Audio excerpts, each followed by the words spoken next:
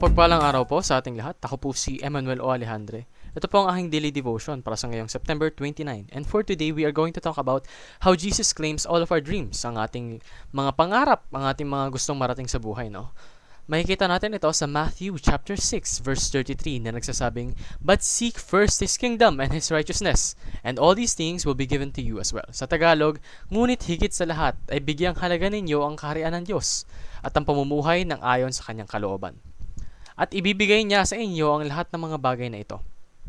So, sinasabi po rito na dapat pong unahin mo muna na makapunta or maging goal mo sa buhay yung kaharian ng Diyos. Tapos, be committed to that goal, no? Then, all the things will follow.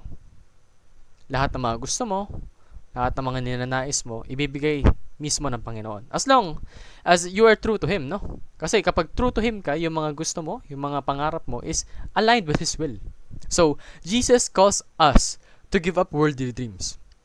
Hindi po yung mga dreams na maaaring makapagpahamak sa atin or yung mga dreams na nagkakaroon ng monetary value na kung saan hindi natin kayang dalhin sa everlasting life. Kailangan po, yung mga dreams na meron tayo is yung dreams na nakapagpalugod sa Panginoon at tunay na align sa kagustuhan niya. So, Jesus requires us to focus on His kingdom and His kingdom alone. Dapat po, pinaprioritize natin yung expanding of His territory. Yung tunay na nakakalugod sa Panginoon, no? Because Jesus provides us everything we need. Ang kailangan lang po natin is hanapin siya. Maging true sa Kanya. And that is all we need.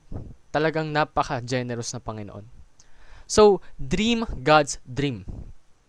Pangarapin mo po yung ginugusto na mangyari ng Panginoon. And serve in the kingdom of God. Ngayon, hindi naman pwedeng pangarap mo nga yung pangarap ng Panginoon. Pero, hindi ka naman gumagawa ng action towards that dream. That's pointless. That's baseless.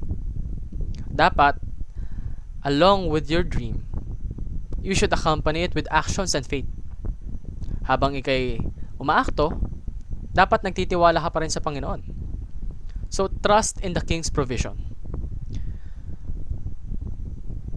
Magtiwala ka sa Kanya. Dahil tunay na napakamapangyarihan ng Panginoon. Alam niya ang lahat ng mangyayari and His plans will never be delayed. Will never be wrong. Alam niya po lahat. So, trust in Him fully. Yun lamang po ang aking daily devotion. Maraming salamat sa pakikinig. Pagpalain po tayong lahat and let us all give glory to God. Amen.